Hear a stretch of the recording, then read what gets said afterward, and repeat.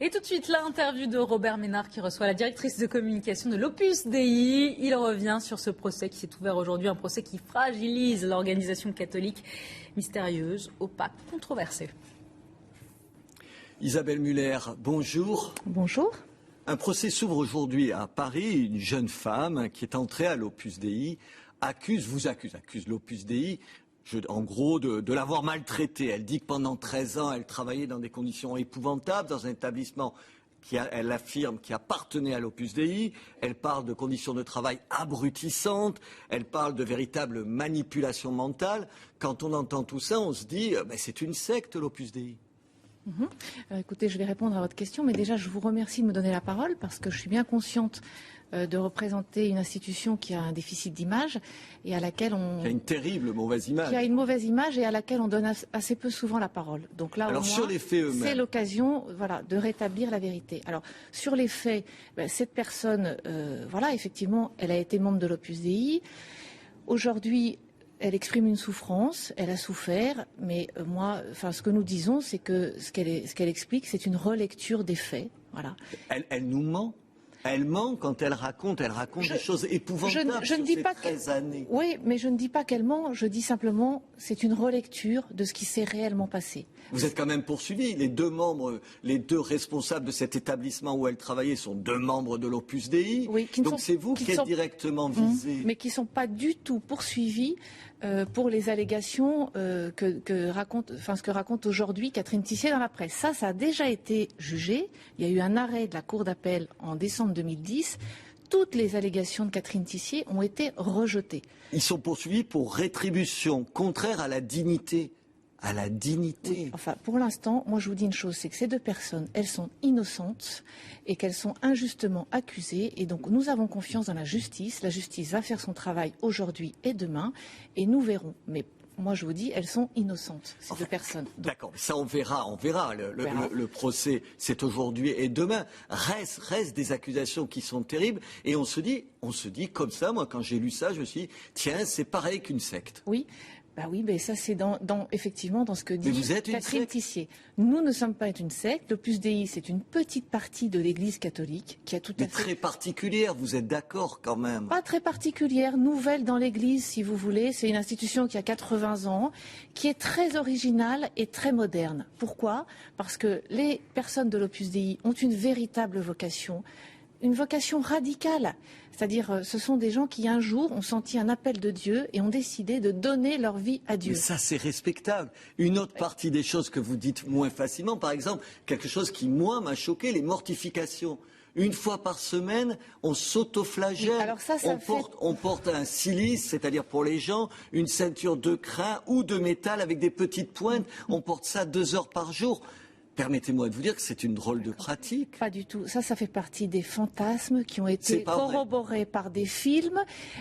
Si vous voulez, les personnes de l'Opus Dei, ce sont des gens qui ont donné leur vie au Christ et pour les autres. Donc, ils le disent eux-mêmes. Mais non, il y a plein de témoignages de responsables de l'Opus Dei qui disent oui, mais qui le justifient en disant c'est une offrande à Dieu ou au Christ. C'est autre chose, mais quand même, c'est vrai. Il n'y a pas plein de témoignages. Ce qu'ils expliquent, c'est que oui, ils font des efforts pour les autres. Oui, ils se décarcassent. Heureusement, ils ont donné leur vie à Dieu.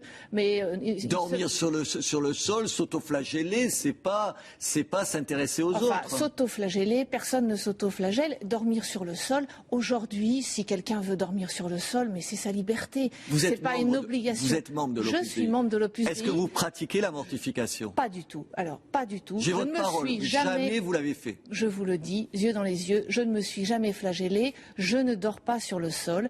Mais par contre, je me lève tôt pour m'occuper de mes enfants, pour être très présente. J'appelle mes amies quand elles sont malades. Voilà, mais comme toutes les mamans, les gens de l'Opus Dei, ce sont des gens normaux, qui sont comme ça, qui sont dans leur milieu professionnel, qui sont journalistes, qui sont professeurs, et qui prient et qui sont des contemplatifs au milieu du monde. Normaux, entre guillemets, parce que quand on donne tout son argent à l'Opus Dei, quand on est numéraire, c'est-à-dire, je dirais, le sommet de la hiérarchie, c'est quand même une drôle de chose. Et ensuite, partir de l'Opus Dei quand vous n'avez plus d'argent parce que vous donnez tout à l'œuvre, c'est pas rien quand même, c'est une drôle de pratique là aussi. Je réponds sur 2 points. Il n'y a pas de hiérarchie dans l'Opus Dei, ce qui justement est très moderne et difficile à expliquer, c'est qu'il y a une seule vocation, qu'on la vive ou dans le célibat, ou dans le mariage, ou les prêtres. Les prêtres de l'Opus Dei, ils ont la même vocation que moi. Nous faisons la même chose, 2 temps de prière dans la journée, on essaye d'aller à la messe, de vivre avec le Christ. Voilà, il n'y a pas de hiérarchie. Mais est-ce que vous donnez,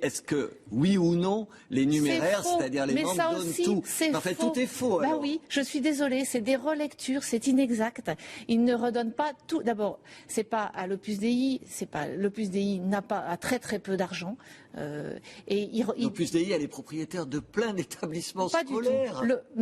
Non. L'Opus Dei en direct ne possède rien. Ah oui, en direct. Ah, non, alors ça c'est vrai. C'est jamais vous en direct. C'est des associations, par exemple dans l'affaire qui nous concerne aujourd'hui, c'est l'association de culture universitaire et technique. Enfin, c'est un cache-sexe de l'Opus Dei. Non, ce n'est pas un cache-sexe. Justement, la modernité de l'Opus Dei, et ce qui est difficile à expliquer peut-être, mais c'est que son objet, c'est comme une grande entreprise de formation continue. Donc, l'idée qu'a eu... De formation ou d'embrigadement continu? De formation continue pour aider des gens qui vivent dans la société d'aujourd'hui, qui est déchristianisée et qui sont, encore une fois, dans tous les métiers, dans toutes les circonstances, à vivre leur vie avec le Christ. Ça, c'est pas simple, il y a besoin de formation. Qu'est-ce que fait l'Opus Dei? C'est tout à fait respectable.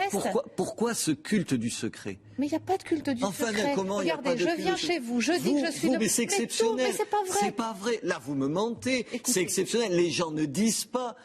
Jusqu'aux années 50, d'abord, il était interdit de le dire sans l'accord de la hiérarchie. C'est vrai que ça a changé. Mais aujourd'hui, les gens cachent le fait qu'ils sont à l'Opus Dei. Mais pas du tout. Vous savez qu'en France, il y a 1200 personnes qui sont de l'Opus Dei. Toutes ces personnes ont dit qu'elles étaient de l'Opus Dei. D'abord, il faut arrêter avec la puissance. C'est un fantasme de ma part de dire c'est une espèce de franc-maçonnerie blanche, comme on dit. C'est un fantasme de plus qui se répète, etc. Donc, il n'y a pas de puissance. 1200 personnes en France, vous imaginez, nous ne sommes pas très puissants.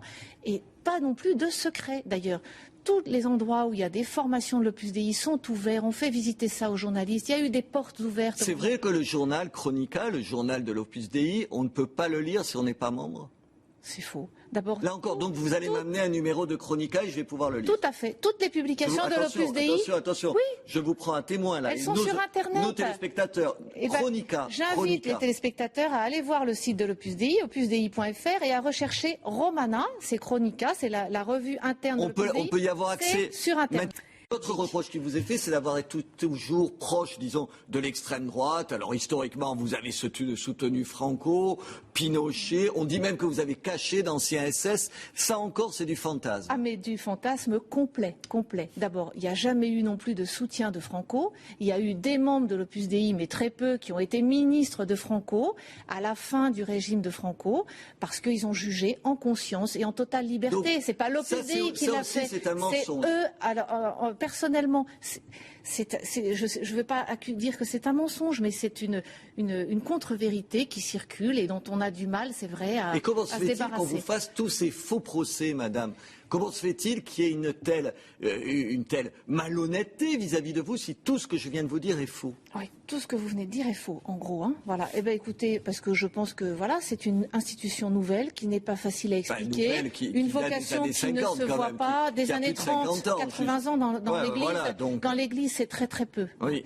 Mais à l'échelle humaine, ça laisse le temps de laisser des traces dans l'histoire. Oui, et en l'occurrence, des traces qui sont problématiques. Non, mais écoutez, c'est moins vrai dans beaucoup d'autres pays. Hein, et la réputation n'est pas aussi difficile qu'en France. En Belgique, à un moment donné, un tout petit moment donné, vous avez été, par des parlementaires, classé dans les sectes.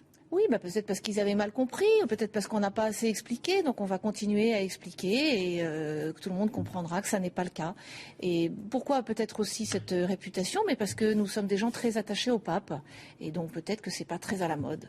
Mais écoutez, on se retrouve au lendemain du procès pour voir si vous avez convaincu la justice. Merci Isabelle Müller. Merci à vous de m'avoir donné la parole.